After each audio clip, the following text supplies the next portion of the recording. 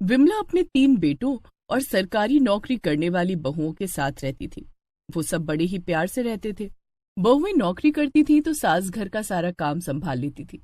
लेकिन एक दिन अचानक से विमला की बेटी घर आ जाती है। अरे राधा, तू अचानक से कैसे आ गई?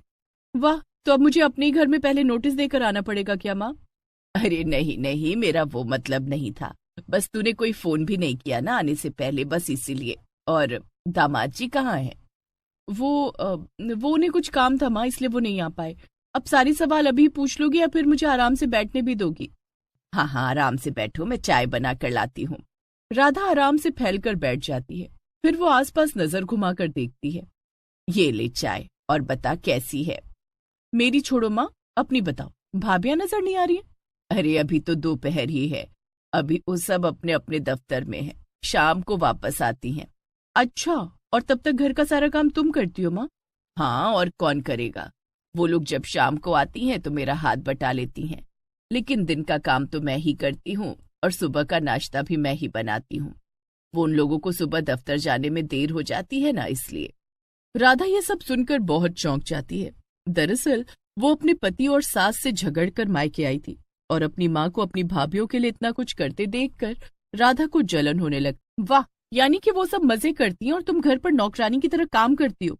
ये सब चल रहा है यहाँ मेरी पीठ पीछे? अरे नहीं नहीं, इसमें नौकरानी जैसा क्या। अब जब वो लोग घर पर रहती ही नहीं है तो काम कैसे करेंगी? क्यों नहीं कर सकती? सुबह जल्दी उठकर घर का सारा काम करके तब दफ्तर जाना चाहिए, है ना माँ? दुनिया भर की बहुएं काम करती हैं और उनकी सास आराम, और यहाँ तुम काम पर काम किए जा रही हो। मुझे तो हैरानी हो रही है कि तुम्हारे तीनों बेटों को भी ये सब नजर नहीं आया। अपनी बूढ़ी माँ से घर का सारा काम करवाती हैं उनकी बीवियां। राधा की बातें विमला पर कुछ कुछ असर कर रही थी, लेकिन फिर विमला राधा से कहती है, अरे तू बेवजह ही इतना सोच रही है राधा, ऐसा कुछ भी नहीं है। सब मुझसे बहुत प्यार करते हैं और मेरा ध्यान भी रखते हैं। अब तू चल, टीवी देखते हुए खाना खाते हैं। राधा की कोशिश कामयाब नहीं हो पाती, लेकिन वो ठान लेती है कि अपनी माँ को उनकी बहुओं के खिलाफ भड़का कर ही रहेगी। शाम को तीनों बहुएं घर आ जाती हैं और बेटे भी आ जाते हैं। अरे वाह राधा दीदी, आप कब आई? बस दोपहर में ही आई हूँ भाभी। और जीजा जी कहाँ है राधा? उन्हें कुछ काम था, वो बाद में आएंगे।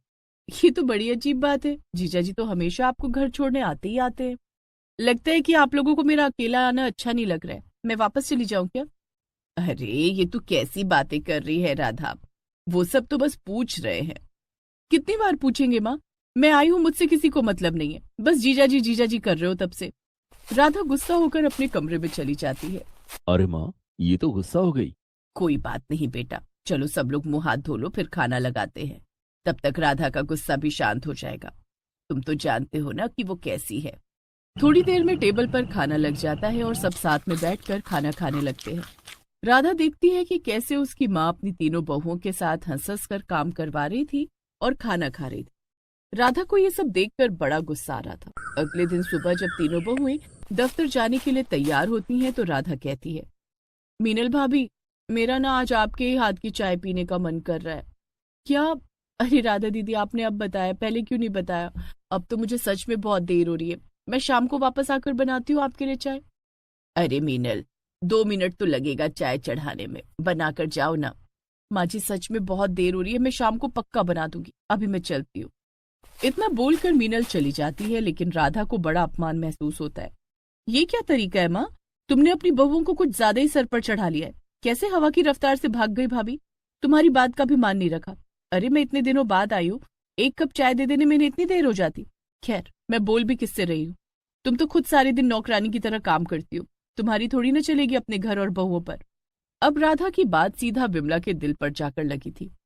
सही कह रही हो तुम राधा, मुझे भी लगता है कि मीनल ने ये ठीक नहीं किया। आने दो इसे, शाम को खबर लेती हूँ इसकी। राधा ये सुनकर बहुत खुश होती है। थोड़ी देर बाद सबसे छोटी बहू परी का फोन आता है। हेलो, हाँ परी बोलो। अच्छा अच्छा, ठीक है, मैं बनाती हूँ। फोन काटकर विमला रसोई में जाने लगती है। राधा ये देखकर बोलती है, अरे कहाँ जा रही हो माँ, अभी तो ये सीरियल खत्म भी नहीं हुआ। अरे वो परी का फोन आया था, वो कह रही थी कि आज वो अपना लंच ले जाना भूल गई है, तो उसके दफ्तर से कोई ड्राइवर आ रहा है और मैं उसे लंच बनाकर दे दूं। ये सुनकर राधा को एक और मौका मिल जाता है अपनी भाभीयों के खिलाफ अपनी माँ के कान भरने का। वाह, फिर से वही कहानी। महारानी जी का ऑर्डर आया है दफ्तर से, तो नौकरानी जी जल्दी लंच बनाने। बढ़िया है, जाओ काम करो। अगर आप आराम करेंगी और टीवी देखेंगी तो घर के काम कौन करेगा? विमला को फिर से गुस्सा आ जाता है। क्या नौकरानी? नहीं, अब तो मैं बिल्कुल भी काम नहीं करूंगी। अभी फोन करके उस परी से बोल देती हूँ। विमला परी को फोन करके लंच देने से मना कर देती है। आखिरकार राधा अपने इरादों में कामयाब हो रही थी। अब वो अपनी माँ को हर बात पर भड़काने लगती है। आए दिन विमला किसी न किसी बात पर अपनी बहुओं से नाराज हो रही थी और उसने घर के सारे काम करने बंद कर दिए थे।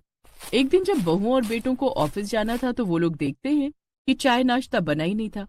माँ जी, आज कुछ बनाया नहीं क्या आपने? क्यों, मैं कोई नौकरानी हूँ क्या जो रोज रोज तुम्हारे लिए 56 भोग बनाऊं? तुम्हारे हाथ टूट गए क्या? खुद नहीं बना सकती हो? अरे माँ जी, आप कैसे बात कर रही हैं? हमेशा तो आप ही बना देती थी ना। जब बनाती थी तब बनाती थी, अब नहीं बनाऊंगी। जाओ अब यहाँ से, सुबह सुबह मेरा दिमाग खराब मत करो। अपनी सास के ऐसे रूखे व्यवहार से बेटे बहुएं सब बहुत परेशान थे, लेकिन उन्हें समझ नहीं आ रहा था कि वो आखिर ऐसा कर क्यों रही थी। सबसे बड़ी बहू मीनल अपने पति योगेश से कहती है, योगेश जी, माँ जी को ये क्या हो गया अचानक से? पता नहीं मिनल, हो सकता है कि वो घर के काम करके बहुत थक जाती हो, इसलिए अब उन्हें काम करना अच्छा नहीं लगता। तो हम लोग एक काम करते हैं, एक काम वाली बाई रख लेते हैं। इससे माँ जी को भी आराम मिल जाएगा और हमारे काम भी नहीं रुकेंगे। हाँ, ये अच्छा रहेगा। मैं कल ही एक काम वाली बाई ले आऊंगा। अगले दिन योगेश सुबह सुबह एक काम वाली बाई को बुला कर ले आता है। माँ, ये निर्मला है, आपसे यही सारे काम करेगी, आप आराम करो। ये देखकर राधा चिढ़ जाती है। वो कहती है, वाह वाह, आप लोग ये कहना चाहते हो कि माँ की अब कोई जरूरत नहीं है घर में? सारे काम ये नौकरानी कर लेगी और अब माँ एक कोने में पड़ी रहे। ये आप कैसी बातें कर रही हैं राधा दीदी? भला हम लोग ऐसा क्यों सोचेंगे? ये बाई तो इसलिए आई है ताकि माँ जी को आराम मिले। नहीं, मैं सब समझती हूँ। राधा एकदम ठीक कह रही है। तुम लोग मुझे ही नीचा दिखा रहे हो। तुम तीनों सरकारी नौकरी करती हो तो क्या हुआ? कल से तुम लोग घर के सारे काम करके ही दफ्तर जाओगी। अब निकालो इस बाई को घर से बाहर, ये यहाँ नहीं रहेगी। विमला ने गुस्से में बाई को भी घर से भगा दिया। अब घर का माहौल बहुत खराब हो चुका था। तीनों बहुएं मीनल, किंजल और परी और उनके पति योगेश, मनोज और भानु एक साथ बात करते हैं। मुझे तो कुछ गड़बड़ लगती है। माँ जी ऐसे अचानक से इतना गुस्सा क्यों कर रही हैं? उन्हें हमारी नौकरी से इतनी दिक्कत तो कभी नहीं थी। मुझे तो इस सब में राधा का हाथ लग रहा है। कितने दिनों से वो यही है, अभी तक उसके ससुराल से किसी का फोन नहीं आया और ना ही जीजा जी उसे लेने वापस आए। हाँ, जरूर कुछ गड़बड़ है, पता लगाना ही होगा। मैं कल उसके ससुराल जाकर पता करता हूँ कि आखिर मामला क्या है। अगले दिन मनोज राधा के ससुराल जाता है और वो अपने साथ राधा के पति मोहन को घर लेकर आता है। मोहन को देखकर राधा के तो होश ही उड़ जाते हैं। आप यहाँ? ये सब क्या है राधा? तुमने अपने घर वालों को बताया क्यों नहीं कि तुम मुझसे और माँ से झगड़ा करके यहाँ आई हो?